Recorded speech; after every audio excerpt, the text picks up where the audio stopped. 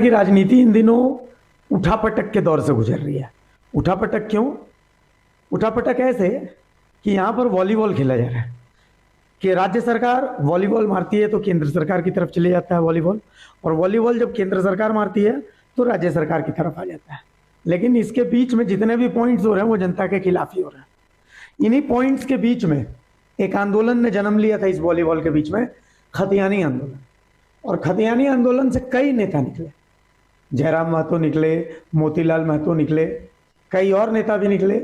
लेकिन एक नेता ऐसे निकले जो कभी सीन में आते हैं फिर सीन से गायब हो जाते हैं, सीन में आते हैं फिर सीन से गायब हो जाते हैं।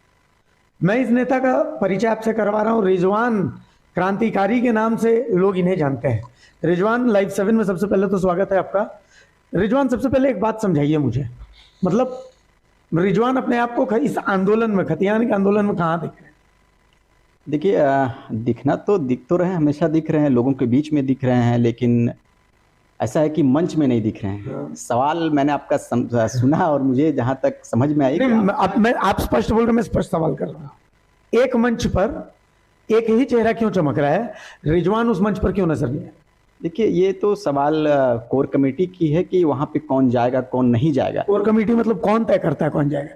अभी तो फिलहाल कोर कमेटी, आपने भी देखा है कि पिछले बार जो हमारा लिस्ट निकला था उस पर पहल नहीं हो पाया है पूर्ण रूप से, लेकिन कोशिश हमारी है कि हम आगे इस जो हमारी, मैं समझना चाहता हूं कि खतियानी झारखंडी भाषा खतियानी संघर्ष समिति यही है ना, तो इसकी कोर कमेटी में कौन है? मतलब कौन तय करेगा कि मंच पर कौन होगा, मंच पर कौन नहीं होगा?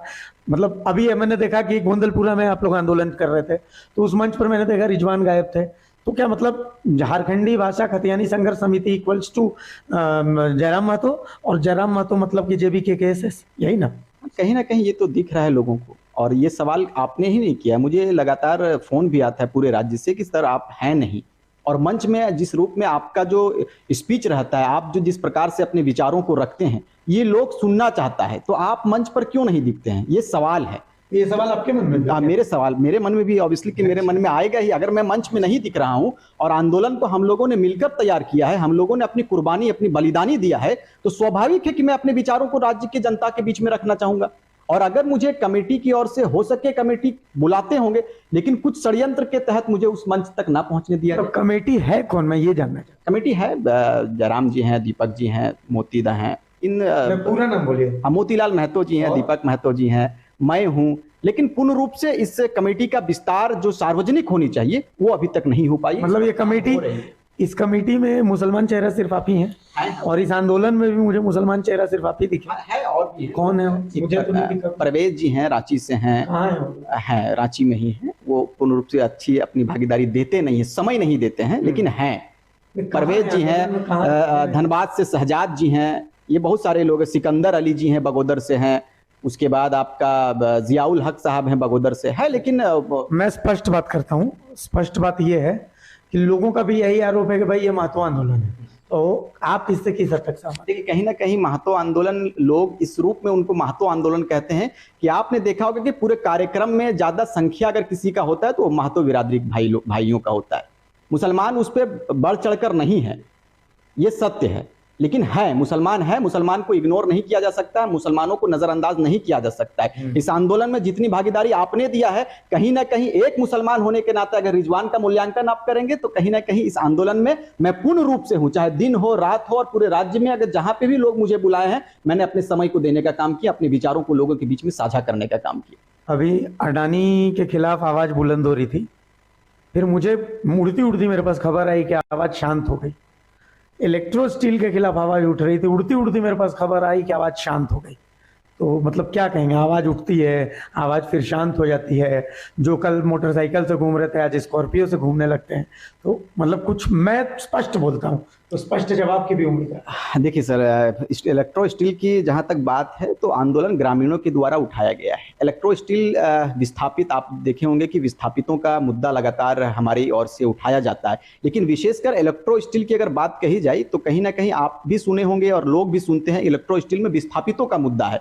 विस्थापित लोगों का जो जमीन लिया गया है, वहां के रैयतों की जो जमीन ली गई है, उसका या तो उचित मुआवजा नहीं दिया गया है या तो नौकरी नहीं दी गई। इसी को लेकर कल इलेक्ट्रो स्टील में जयराम जी का कार्यक्रम था, जयराम जी की सभा थी और उन्होंने एमडी को ललकारा या किसी रूप में उन्होंने अपनी प्रस्तुति दी है। सिर्फ जयराम जी की सभा? हाँ, सिर्फ जयराम जी थी वहां पे। जयराम जी के अलावा हम नहीं थे और ना तो दीपक जी थे और ना मुझे लगता है कि मोतीलाल जी भी नहीं थे। मैंने उस वीडियो को अभी तक देखा नहीं। ऐसा भी होता है क्या कि मतलब सभाएं हो जाती हैं, आप लोगों को सभा होने के बाद पता चलता है कि सभा हो गई? देखिए दादा, अभी जब तक सूचना आपको नहीं दिया जाएगा, स्वाभाविक है कि विदाउट सूचना हम लोग जाएंगे नहीं, क्योंकि जब तक ऊपर से बुलावा नहीं आता है लोग ऊपर भी नहीं जाते हैं। ये मेरा अपना व्यक्तिगत सोच है। मैं यही जानना चाह रहा हूँ, जहां पे रिजवान को बुलाया जाता है वहां मैं जाऊंगा। ऊपर में कौन बैठा है? अभी तो फिलहाल जयराम जी कहीं ना कहीं है, मतलब सारा मैनेजमेंट उन्हीं का है अभी तो हाथ में है उन्हीं का। वही फैसला करते हैं मेरे साथ मंच पे कौन रहेगा कौन नहीं रहेगा। हाँ, कमेटी से वो लोग परामर्श करते होंगे। थोड़ा सा भी शब्दों को हाँ, शब्द, हाँ। चलिए ठीक है। कहीं ना कहीं रिजवान मतलब महसूस कर रहे हैं क्या कि साइडलाइन हो गए रिजवान? कहीं ना कहीं तो मुझे लग रहा है। हाँ, अगर मुझे सभा में नहीं लिया जाता है तो मैं इससे क्या समझूं? आगे का क्या प्लान? आगे की प्लानिंग, हम लोगों की एक बैठक होने वाली है बहुत जल्द।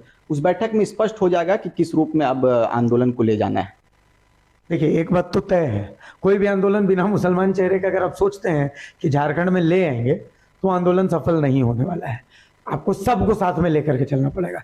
वो देश का प्रधानमंत्री वो जब बोलता है कि सबका साथ सबका विकास, उसकी मजबूरी है, तो यहाँ तो आप फिर क्या है, आपको तो सबका साथ लेना ही पड़ेगा। इग्नोर अगर करने की बात है, अगर कहीं कोई इग्नोर करता है, जैसे इग्नोर मुसलमानों को अब तक क्या किया गया, मुसलमानों को कहीं ना कहीं आप भी देखे होंगे कि ठगने का काम किया गया है, लॉलीपॉप देने का काम किया गया। मैं अभी कल रांची में था, मुझे बहुत सारे लोगों ने कहा कि हेमंत जी तो ज्यादातर आप लोगों का सहयोग नहीं। हमने कहा कि अगर मुसलमान ना होते, मुसलमान का मतदान ना होता तो शायद ये कुर्सी अभी हेमंत सोरेन को नहीं मिलता। लेकिन मैं पूछना चाहता हूं मुसलमानों से कि अब तक आपने हेमंत सोरेन की सरकार बनाई हो चाहे कांग्रेस की सरकार बनाई हो, आपको क्या मिला? आप लोग तो खुश होना चाहिए, खतियान तो पारित हो गया और क्या? नहीं साहब, ये खतियान कहाँ पारित हुआ है दादा? खतियान आप एक आपने जोहार यात्रा, एक यात्रा अलग होता है। अच्छा। लेकिन दिल में अगर आप यात्रा करते हैं उसका प्रभाव अलग होता है। आपने कह दिया एक तरफ कि हमने पारित कर दिया विधानसभा में, आपने विधेयक लाया, विधेयक पारित किया विधानसभा से, ये सराहनीय है, झारखंड की जनता ने आपका स्वागत भी किया। लेकिन सवाल मेरा यह है कि अभी तक वो विधेयक, वो आपने जिसको पारित किया है वो राज्यपाल तक नहीं पहुंचा है महाशय। तो राज्यपाल तक आपने अभी तक पहुंचाया नहीं अपना संदेश, और आप कहते हैं कि 9वीं अनुसूची तक जाके तो 50 साल का सिस्टम बना दिया दादा। ये ठगने का काम किया है हेमंत सोरेन ने, सीधे तौर पर झारखंडियों को ठगने का काम किया है। नियोजन पर भी फैसला आया है, नियोजन पर सरकारें आती गई, सरकारें बनती गई, राज्य में अनेकों सरकार आई, चाहे रघुवर सरकार हो, अर्जुन मुंडा की सरकार हो, सबों ने राज्यवासियों के साथ ठगने का प्रयास किया है और सबों ने राज्यवासियों को पुरजोर ठगा है और केवल अपनी प्रॉपर्टी बढ़ाने का काम किया है। झारखंड में ऑप्शन क्या है फिर? ना तो नियोजन मिला, ना तो उद्योग नीति पर कोई नियम बनी और ना तो शिक्षा नीति पर कोई नियम बनी। ये क्या है? ये 22 वर्ष हो गए लगातार, राज्य का विभाजन हुए 22 वर्ष हो गए, लेकिन 22 वर्षों में झारखंड की जो तस्वीर बननी चाहिए थी अभिषेक भाई, नहीं बन पाया है। ये सब्जेक्ट जगन्नाथ महतो तो कह रहे हैं कि हम लोग तो सुप्रीम कोर्ट जाएंगे। जाने से उनका तो दादा आप क्या कहें, वो तो अभी अस्वस्थ है, उनके बारे में ज्यादा टिप्पणी मैं नहीं करना चाहता हूं। लेकिन आदरणीय शिक्षा मंत्री से भी मैं ये कहूंगा कि आपने जिस रूप में डंके को बजाने का काम किया, या तो डुमरी विधानसभा जहां से वो जीत कर आते हैं, या तो फिर पूरे राज्य का मसला हो, आपने जिस डंके को बजाने का काम किया है कि 1932 हमने लाया है, ये केवल आपने लॉलीपॉप देने का काम किया है। आप उसमें एक लाइन क्यों नहीं जोड़ दिए कि अब से जो नियोजन होगी, अब से जो बहालियां होगी, ये 1932 आधारित होगी। तो देखिए, ये हमारे साथ रिजवान है, झारखंडी भाषा खतियानी संघर्ष समिति के सदस्य तो मैं कहूंगा। बिल्कुल। हाँ, झारखंडी भाषा खतियानी संघर्ष समिति के सदस्य। ठीक है, कुछ बातें हैं जिन पर मनभेद है, कुछ बातें हैं जिन पर मतभेद भी है। मतभेद और मनभेद के कारण आंदोलन कमजोर पड़ रहा है। आंदोलन कमजोर पड़ रहा है तो ये सोचने की बात है उसी कोर कमेटी की जिसकी ये बात कर रहे हैं उनको, कि भैया आंदोलन क्यों कमजोर पड़ रहा है। क्योंकि इस आंदोलन को आपको मजबूत करना पड़ेगा। बहुत मुश्किल से कोई आंदोलन खड़ा होता है, जनमानस का ये आंदोलन है, तो इसको कमजोर मत पड़ने दीजिए। अपने सहयोगी प्रणय के साथ मैं अभिषेक भारती, लाइव 7 रांची।